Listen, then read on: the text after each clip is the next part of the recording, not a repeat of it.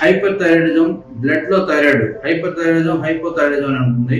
అలానే ఇక్కడ gland thyroids.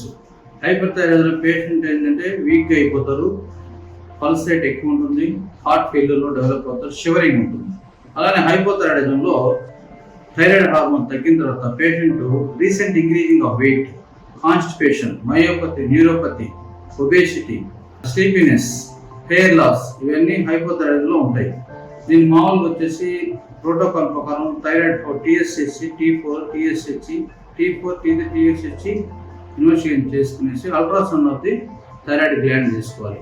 ఇప్పుడు దాని ప్రకారం ఏదైనా హైపో ఉంటే థైరాక్సిన్ పెడతాము, హైపర్ ఉంటే యాంటీ థైరాయిడ్ టాబ్లెట్స్ పెడతాం అన్నమాట. అలానే ఈ గ్లాండ్ థైరాయిడ్ ఉన్నప్పుడు వాటిని పాలిక్యులర్ నియోప్లాజం కానీ ట్యాబ్లెట్ నియోప్లాజం అంటే ఎక్స్టెన్షన్ చేసి తర్వాత బయోపిల్లో రేడియోథెరపీ ఇస్తాం, రేడియోథెరపీ.